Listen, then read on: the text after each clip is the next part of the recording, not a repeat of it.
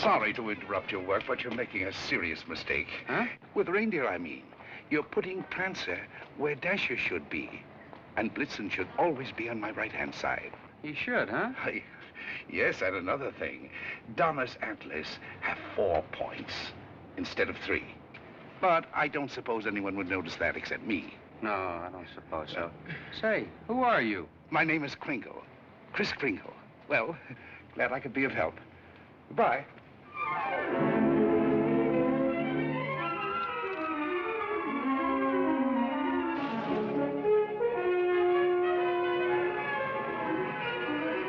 You see, it's all in your wrists, like throwing a ball. Now watch. See? Mrs. Walker, that new Santa Claus you hired is wonderful. Where'd you find him? Well, he answered the ad along with 100 others. He is good, isn't he? Well, the parade's ready to start. You coming? I'm going home and getting a hot tub. I may just stay there until next Thanksgiving. But you've worked so hard on the parade. If I want to, I can see it from the roof of my apartment. Bye.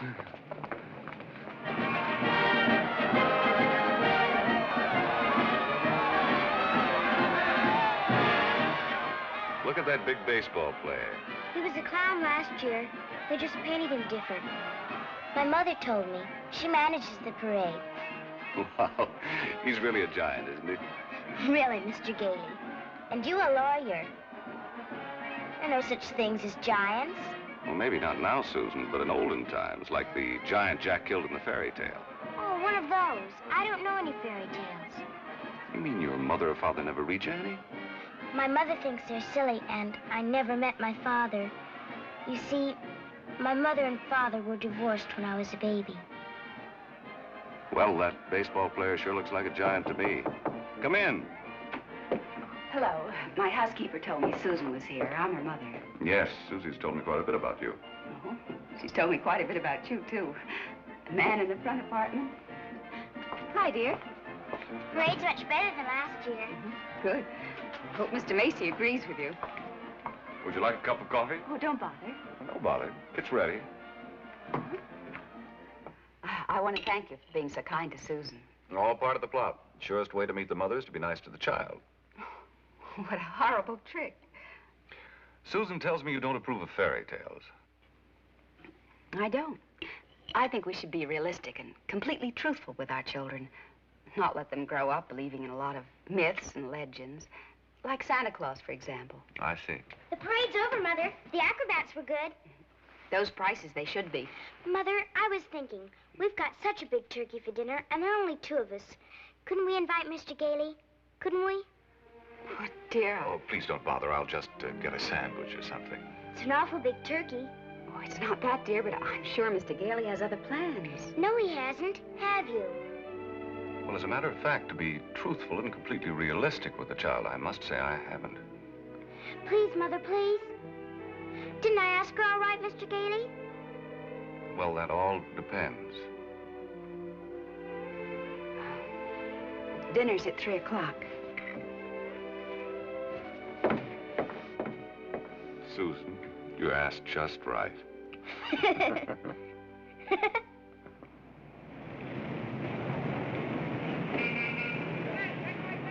Before those screaming brats arrive, I want to give you a few pointers on how to be a good Santa Claus. Go ahead. Now, here's a list of toys we have to push. You know, things we've overstocked. You'll find that a great many children are undecided as to what they want for Christmas. When this occurs, you immediately suggest one of these items. You understand? I certainly do. All right, here they come. You get up there and go to work and memorize that list. And remember, be jolly. You're working for Macy's. Imagine that. Making a child take something he doesn't want just because he bought too many of the wrong toys. That's what I've been fighting against for years. And what's that, Pop? Praying to commercialize Christmas. And a Merry Christmas to you. Now then, what's your name, little boy? Peter. And what do you want for Christmas, Peter? I want a fire engine just like the big ones, only smaller. It's got real hoses and squirts real water. I won't do it in the house, only in the backyard, I promise. Now, Peter, I see you're a very good boy. So you'll get your fire engine. You see, I told you to get me one. Yes, dear. Well, look, you wait right over there. Mommy wants to thank Santa, too. What do you mean by saying a thing like that? I've been all over town trying to find that kind of a fire engine. Macy doesn't have one. Nobody's got one. But you can get those fire engines at the Acme Toy Company on West 46th Street. Only $4.50. Wonderful bargain. Oh, I follow the toy market pretty closely. Macy's sending other people to other stores? Well, the important thing is to keep the children happy. Whether Macy's or somebody else sell the toy, that doesn't matter, does it? Don't you feel that way? Me? Sure, but I didn't think Macy's did. I don't get it. I just don't get it. Oh, yes, we have skates. Nice, shiny skates, and they're very good indeed. But I don't think they're the kind of skates you want. Now, they have really wonderful skates at Gimbel's. Gimbel's? The sales lady said I was to speak to you. You're the head of the toy department. Yes, ma'am, yeah. Well, look, I want to congratulate you on Macy's and this new stunt you're doing, sending people to other stores. To think that a big store like this puts the spirit of Christmas before the commercial. I haven't done much shopping here before, but from now on, I'm a regular Macy customer. But Gimbel's. And when you come to see me at Macy's, I shall tell you all about the wonderful toys. This seems awful silly, Mr. Gailey. Well, maybe you'll feel differently after you've talked to Santa Claus. Goodbye, and Merry Christmas. Now, what's your name, little girl? Susan Walker, what's your name? Mine, Kris Kringle. I'm Santa Claus. You don't believe that, do you? You see, my mother is Mrs. Walker, the lady who hired you. But I must say, you're the best-looking one I've ever seen. Thank you.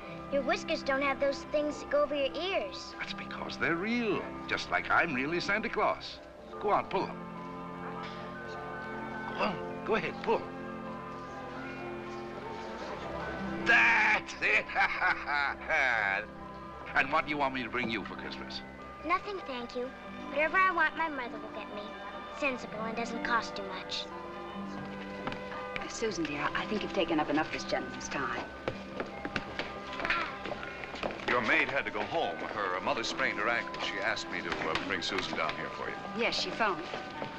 I thought as long as we were here, we might as well talk to Santa Claus. He's a nice old man, Mother. And his whiskers are real, too. Yes, dear. A lot of old men have real whiskers like that. Susan, if you'd like to go over and look at the dolls, I'll be with you in just a minute. I want to talk to Mr. Gailey. I didn't think there was any harm in saying hello to the old gent. I'm sorry. Well, I think there is harm. I tell her Santa Claus is a myth, and you bring her down here to meet a very convincing old gentleman with real whiskers. What's wrong with that? By filling her full of fairy tales, she'll grow up to believe life is a fantasy instead of a reality. She'll keep waiting for Prince Charming to come along, and when he does, he'll be a... We were talking about Susie, not you. Whether you agree with me or not, I'll have to ask you to respect my wishes.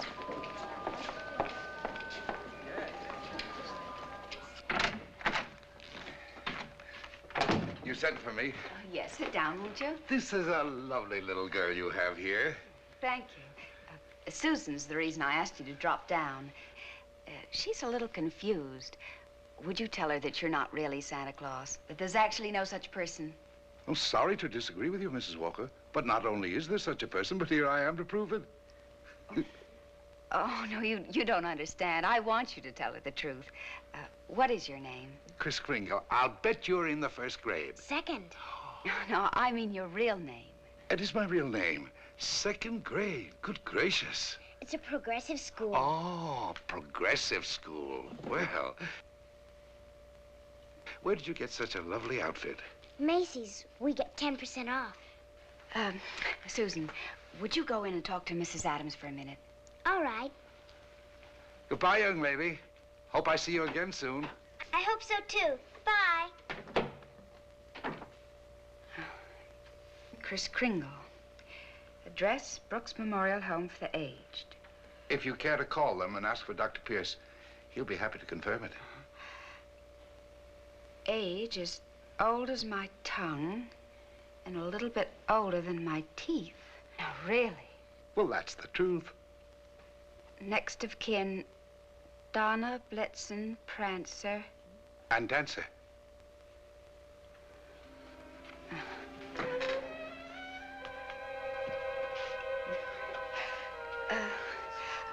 I'm sorry, Mr. Kringle. Yes, well, I'm afraid we're going to have to make a change. You see, the Santa Claus we had last year is back in town, and, well, I feel I owe it to him to, Have I done something wrong? No. Excuse me.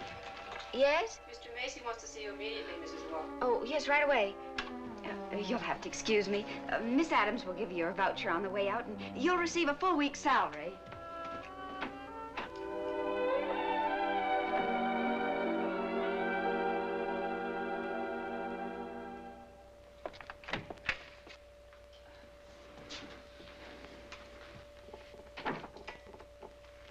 Now, about that new sales policy that you two seem to have initiated. It would have been better to clear it with the sales department first, don't you think? Mr. Macy, Macy's Santa Claus sending customers to Gimbel's. Preposterous. What? Yet, we cannot quarrel with success.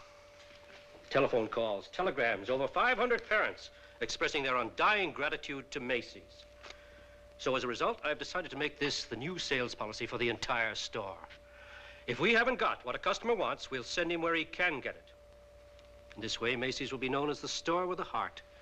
The store that puts public service ahead of profits. And consequently, of course, we'll make more profits.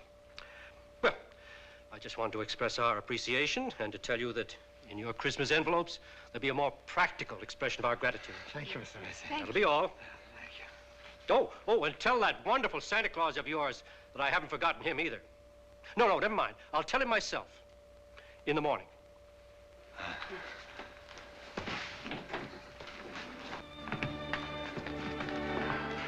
Imagine, a bonus. I fired him. Who? Santa Claus? No. He's crazy, thinks he is Santa Claus. Well, I don't care if he thinks he's the Easter Bunny. You better get him back. Oh, it's too great a risk. He might have a fit or something. I tell you, the man's insane. Maybe just a little bit insane. Mr. Sawyer. What? We'll get Sawyer to examine him. He's a psychologist. That's what he's being paid for, to examine the employees. Can't get him back. He's already gone. Well, then you better scoot after him and get him, because if you don't, we're going to have a very unmerry Christmas. Oh, Mr. Kringle! Mr. Kringle! I'm afraid I acted rather hastily and perhaps unfairly. This other Santa Claus, well, Mr. Macy has found something else for him to do, and, well, we want you to stay on. Well, this is mighty good news. You see, Mrs. Walter, for 50 years or so, I've been more and more worried about Christmas. Christmas is not just a day, it's a frame of mind, and that's what they've been changing. Well, I'm glad you're taking me back. Maybe I can do something about it. And I'm glad I met you and your daughter. You're my test case. We are? Yes, in a way, you're the whole thing in miniature. And if I win you over, well, there's still hope. If not, I guess I'm through. But I'll try, and I'm warning you, I don't give up easily. Oh, well, Mr. Kringle, first thing in the morning, do you report to Mr. Sawyer's office for a little examination? Mental examination? Well, partly, yes. Oh, I don't mind. I've taken dozens. Haven't failed one yet. Yeah. How many days in the week? 7. How many things do you see? 4. Muscular coordination? Perfect. Who was vice president under James Monroe? Daniel D. Tompkins. I'll bet your Mr. Sawyer doesn't know that one.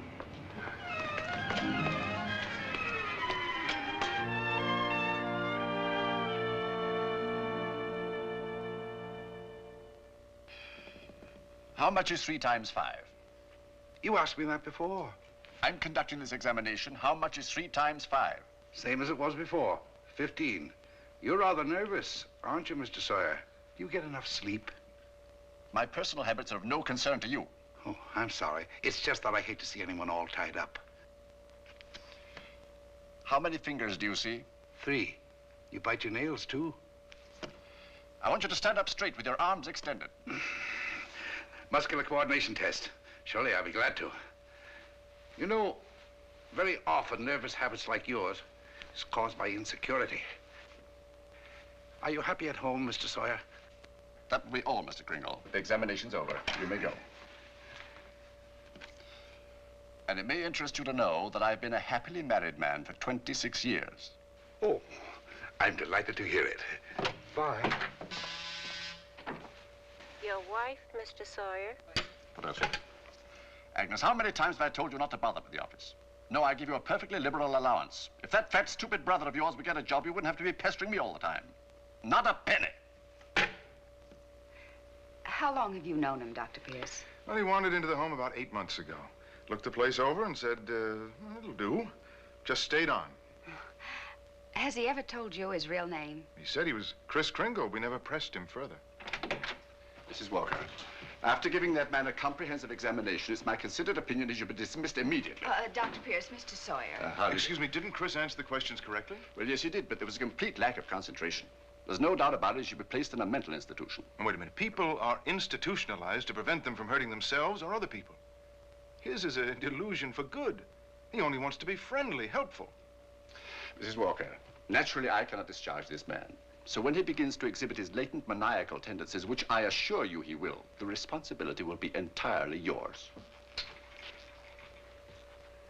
Oh, Dr. Pierce, if there's the slightest possibility of trouble, Now, what trouble could Kris possibly get into? No? Well, coming to work, for instance, a policeman might ask him his name. Now, you know that would get him into a fight. Well, that could be avoided easily enough. Find someone here in the store to rent him a room. Then they could go to and from work together. Oh, yes, that would solve everything. That's a wonderful idea. Yes, isn't it? Your son's away at school. What about his room? Well, I'll talk to Mrs. Shellhammer as soon as I get home. In the meantime, you take Kris home to dinner. Oh, no, I couldn't. Oh, really, Mrs. Walker? If I can supply the room, the least you can do is furnish a free meal.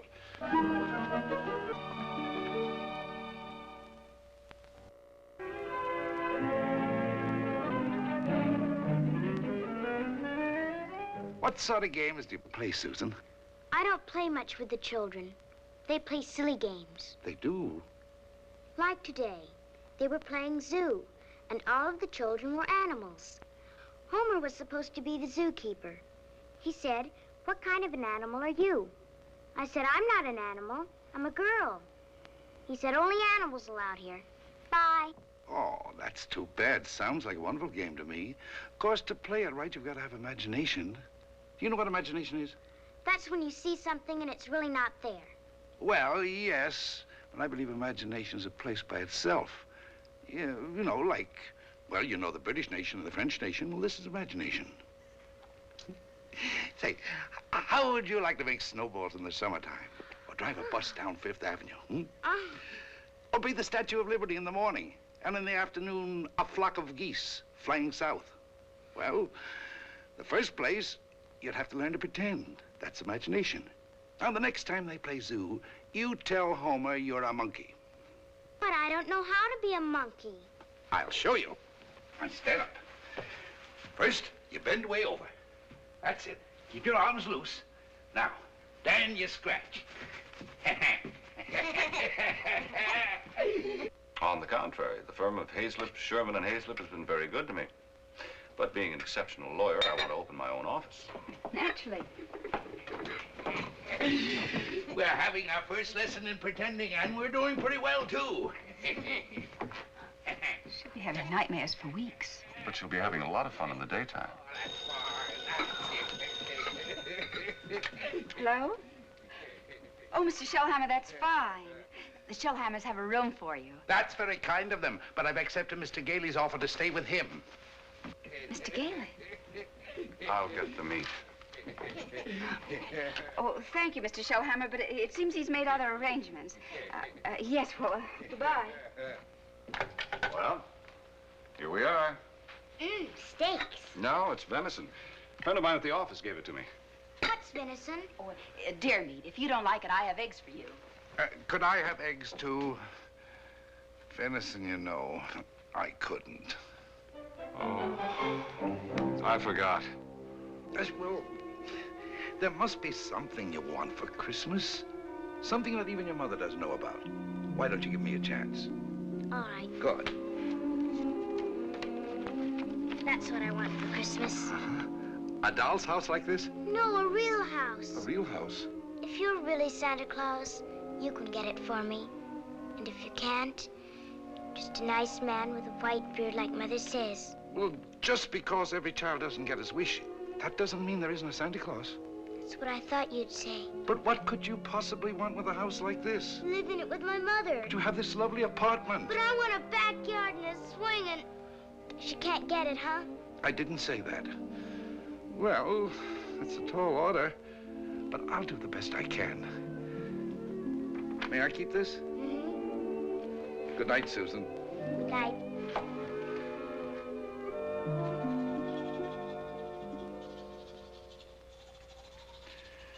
Do you like living in the city? Oh, it's all right. I'd kind of like to get out in the country sometime, though. Not a big place, just one of those junior partner deals in Manhattan. I know the kind you mean. One of those colonial houses. Or Cape Cod. I've been thinking about Mrs. Walker. You know, like a lot of divorced women, she's determined that no one will ever hurt her again. With a little more effort on your part, she might be made to crawl out of a shell. You know, those two are a couple of lost souls. It's up to us to help them. I'll take care of Susie if you'll take care of her mother. It's a deal. Good. You ready? Oh, no, you don't. I'm not going to be cheated that way. All my life I've wondered, and now I'm going to find out. I'm going to learn the answer to the question that's troubled the world for centuries. Does Santa Claus sleep with his whiskers inside or out? Always sleep with them out. Cold air makes them grow.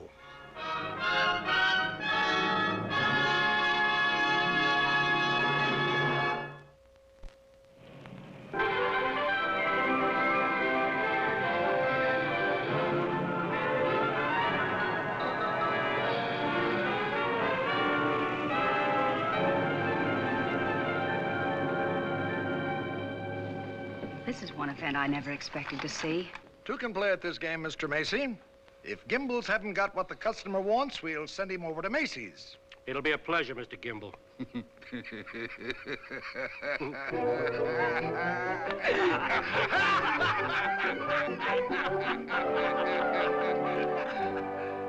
there they sat, adult but children still, children at heart. It was summer, warm, glorious summer. The end. Did you like that story, Susan? Mr. Kringle, do you think I'm going to get my house for Christmas? Well, I can't promise, but we mustn't give up hope. Good night, Susan. Tomorrow evening, I'll read you another story. I can't. I've got to go to school. Isn't this vacation? Yes, but this is what they call a required function. Required function? The Fillmore Progressive School requests your presence at a special performance of a Christmas play to be given in the modern manner. What does that mean? A Christmas play without Santa Claus. Well, a Christmas play without a Santa Claus? The performance will be followed by a short address. Subject, exploding the myth of Santa Claus. The guest speaker will be Mr. Albert Sawyer.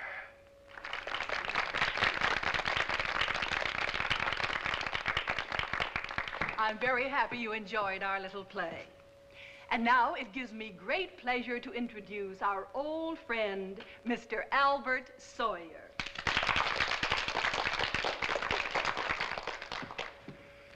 Parents and young people, it's thrilling indeed to see so many happy, smiling faces. I know you're all looking forward to a joyous Christmas, but as those of you in this intelligent group know, this is going to be a Christmas without Santa Claus. Such a person as Santa Claus or St. Nicholas or Kris Kringle does not exist. Never has existed and never will exist. This silly old man in his red suit represents the wishful dreaming of all people. He's the all-giver, the generous father. Mature adults who keep this myth alive are clinging to childish fantasies and show themselves afraid to face realities.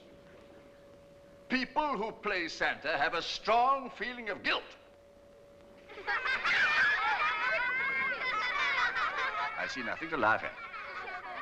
Far from being amusing, this myth... Far from being amusing, Far from being amusing, this myth is actually harmful. Only stupid old men prancing around in white whiskers keep this ridiculous myth alive. Now he's gone too far.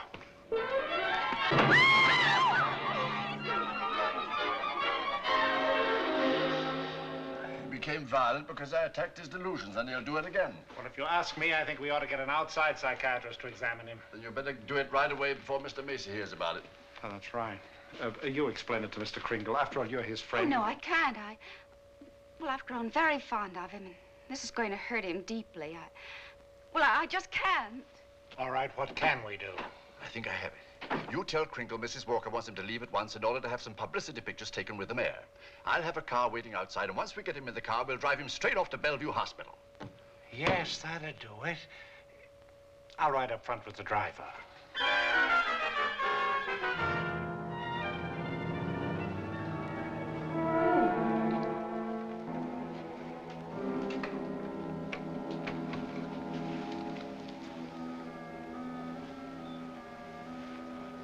Hello, Kris. Hello, Fred. You flunked that psychiatrist examination deliberately, didn't you? Why? I had great hopes, Fred. I had a feeling that Mrs. Walker was beginning to believe in me. Now I know she was only humoring me all the time. Mrs. Walker didn't know anything about taking pictures with the mayor. That was Mr. Sawyer's idea. It isn't just Mrs. Walker. Take Sawyer. Contemptible, deceitful, dishonest. But he's out there, and I'm here. If that's normal, I don't want it. But you can't just think of yourself. What happens to you matters to a lot of people. People like me who believe in you and what you stand for. People like, well, like Susie, who are just beginning to. Kris, you can't let them down. You're right. Let's get out of here. Now, wait a minute. You flunked that examination, but good. Yes. I said our first president was Calvin Coolidge. Oh, but you can fix that. You'll think of something. Now, take it easy. A judge is going to be asked to sign papers committing you to a mental institution. The only chance would be to prove you legally sane at a public hearing. Good. I can think of nothing better. Don't you see? That will settle the question once and for all.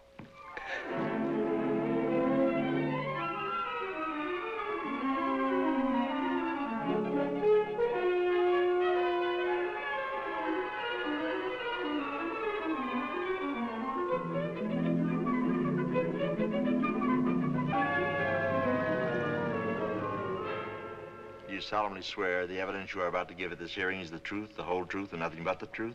I do. Good morning, Your Honor. Good morning. You may proceed, Mr. District Attorney. My name's Thomas Mara. What's yours? Kris Kringle. Oh. Where do you live? That's what this hearing will decide. It's a very sound answer, Mr. Kringle. Thank you, Your Honor. Tell me, do you really believe that you're Santa Claus? Of course. The state rests, Your Honor. In view of this statement, do you still wish to put in a defense, young man? I do, Your Honor. I'm fully aware of my client's opinions. In fact, that is the entire case against him. That Mr. Kringle is not sane because he believes himself to be Santa Claus. An entirely logical assumption, I'm afraid. Not necessarily, Your Honor. You believe yourself to be Judge Harper, yet no one questions your sanity because you are Judge Harper. Mr. Kringle is the subject of this hearing, not me. Exactly. So I intend to prove that Mr. Kringle is Santa Claus.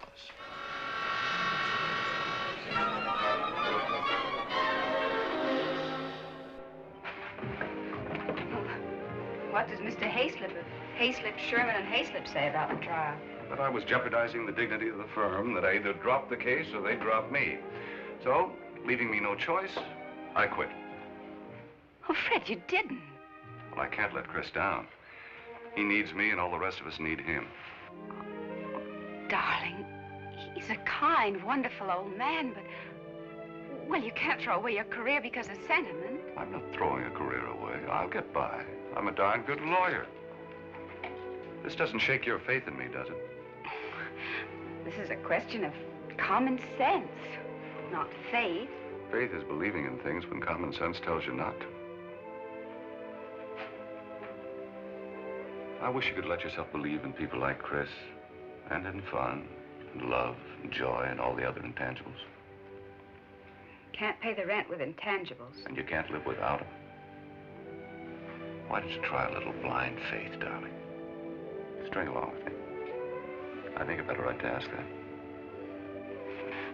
I think I have the right to ask you to be a little bit more practical and realistic. Yeah, I suppose you have. It's all cockeyed. Here we are, as close as two people can possibly be, and yet there's a loneliness about it. I've tried my best. I know you have, darling, and so have I. But we're gonna need a lot more than each other's arms. And somehow I just don't think we've got it.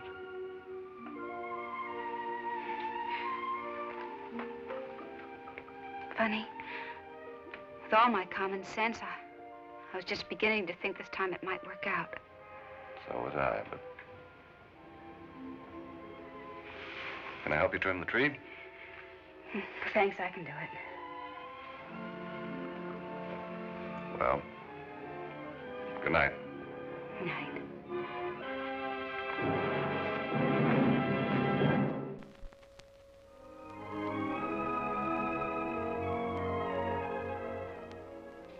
Your name, sir? R.H. Macy. Do you recognize this man? Yes, he's an employee of mine, Kris Kringle. Do you believe him to be of sound mind? I certainly do. Mr. Macy, you're under oath. Do you really believe that this man is Santa Claus?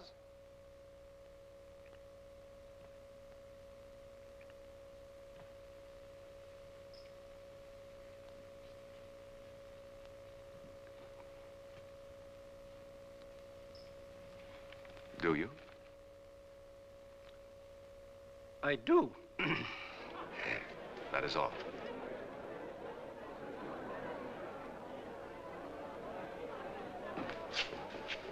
You are fired.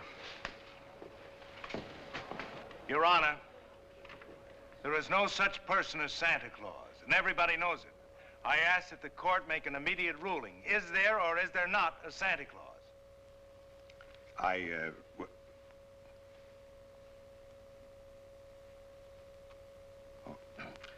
This court will take a short recess to consider the matter.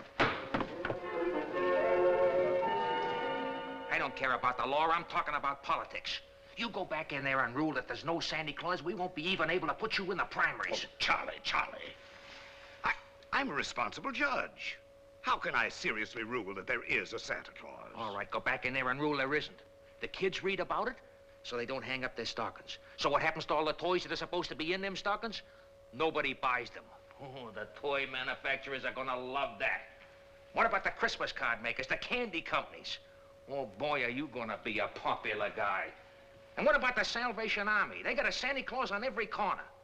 Henry, I'm telling you, if you go back in there and rule that there's no Santa Claus, you can count on getting just 2 votes. Your own and that district attorney's out there.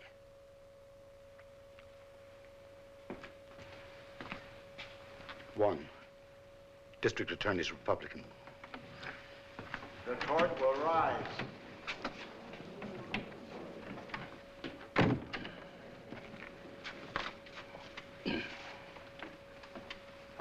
This court has just consulted the highest authority available. The traditions of American justice demand a broad and unprejudiced view of such a controversial matter. And therefore, this court is determined to keep an open mind and hear the evidence from either side. But can my opponent produce any evidence in support of this contention? Your Honor, I can. Will Thomas Mara take the stand? Who, me? Thomas Mara, Jr. Thomas Mara. Hi, Daddy.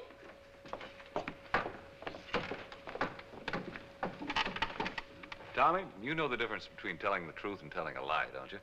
Everybody knows you shouldn't tell a lie, especially in court. Do you believe in Santa Claus? Sure I do. And what does he look like? There he is, sitting over there. I object, Your Honor. Overruled. Tommy, why are you so sure there's a Santa Claus? Because Daddy told me so. Didn't you, Daddy? And you believe your daddy, don't you? Sure I do. Daddy wouldn't tell me anything that wasn't so. Would you, Daddy? Thank you, Tommy. Bye, Daddy.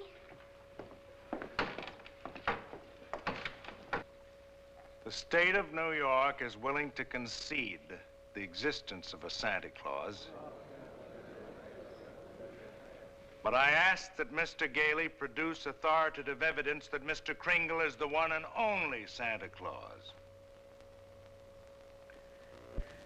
Your point is well taken, Mr. Mara.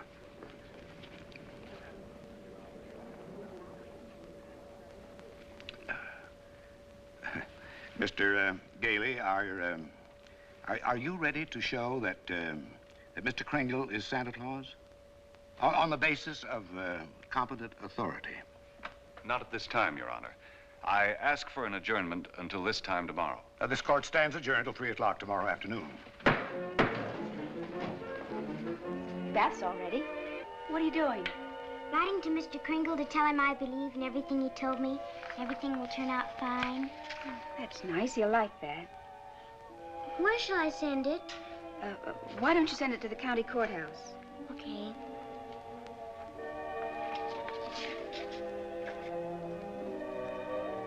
What did you write, Mother?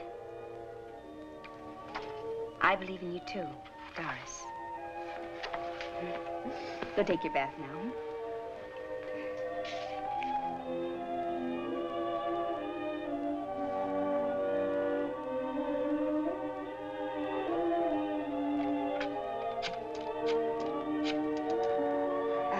Could you give me the number of the main post office, please?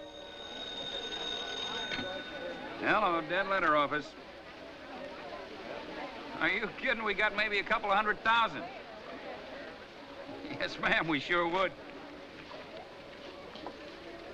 Hey, lady, that's not a bad idea. Thank you.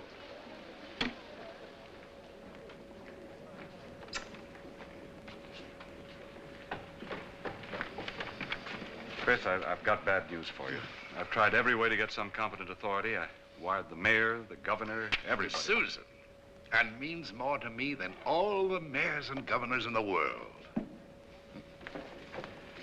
It's all over. He hasn't got a thing.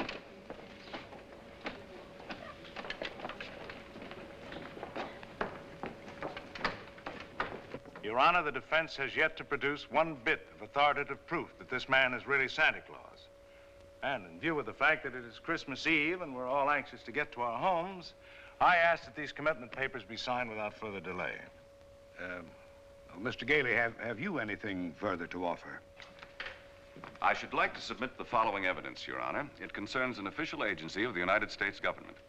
The Post Office Department, one of the world's largest business concerns, did a gross business last year of $1,112,877,174. Your Honor, I'm sure they're all deeply gratified to know that the Post Office Department is doing nicely, but it hardly has any bearing on this case. Furthermore, the U.S. postal laws make it a criminal offense to willfully misdirect mail or intentionally deliver it to the wrong party. Yeah, Your Honor.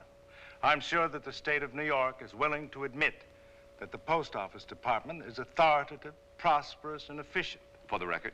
For the record. Anything to get on with this case. Then, Your Honor, I offer these letters in evidence. They're simply addressed to Santa Claus, yet they were each delivered to Mr. Kringle by bona fide employees of the Post Office Department. I offer these as authoritative proof. Your Honor, 3 letters are hardly authoritative proof. I have further exhibits, Your Honor, but I hesitate to produce them. Oh, I'm sure we'd all be glad to see them. Oh, yes, indeed. Put them on my desk. On your desk? Yes, yes. Very well, Your Honor.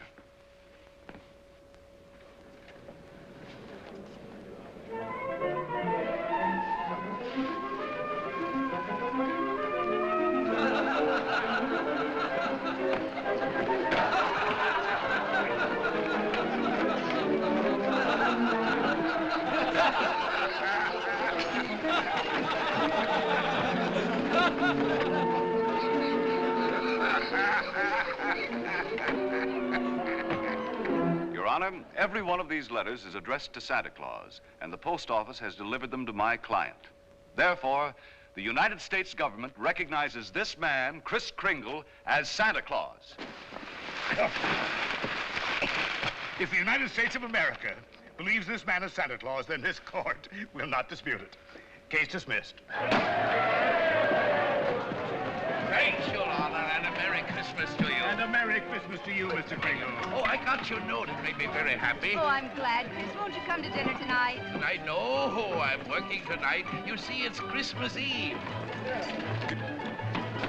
Merry Christmas!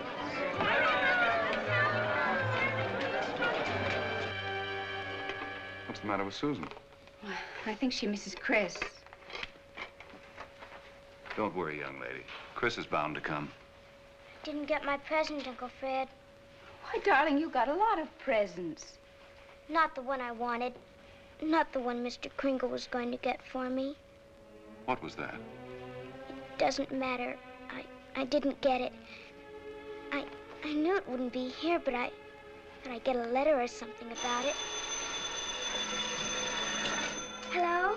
Hello, Susan. Merry Christmas. Well, it wasn't really a promise. I said I'd do my best. You couldn't get it because you're not Santa Claus, that's why.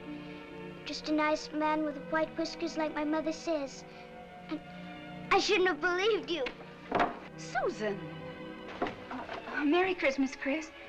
I'm sorry Susan is disappointed in me. Oh, she'll be all right. Here's Fred. Merry Christmas. Where are you? Out at the home. Fred, we're giving a little party this afternoon.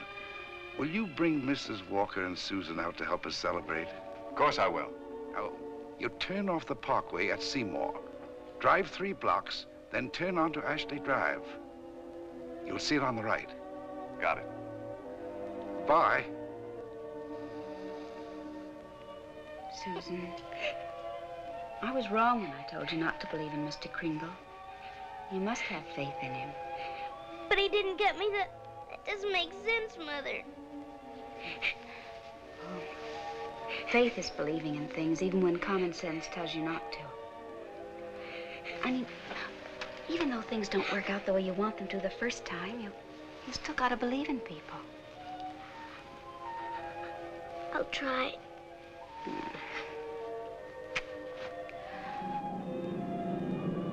There it is, Ashley Drive. I do believe. I do believe. I do. Stop, Uncle Fred, stop! Susan!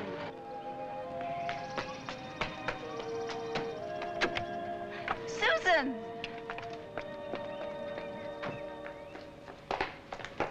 Susan? You shouldn't be running around in other people's houses. But this is my house, Mommy. The one I asked Mr. Kringle Now, for. Susan, darling. It is. I know it is. Oh, you're right, Mommy. If things don't turn out right the first time, you've still got to believe. Mr. Kringle is Santa Claus. He is. I'm going to see my swings. You told her that?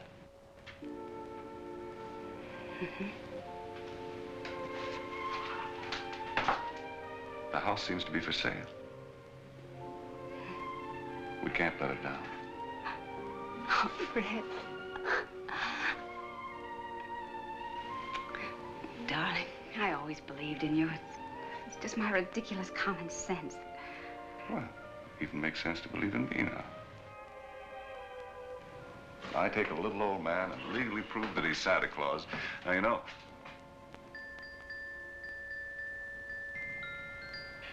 Oh, no. Wait, it must have been left by one of the tenants. Maybe. Maybe I didn't do such a remarkable thing after all.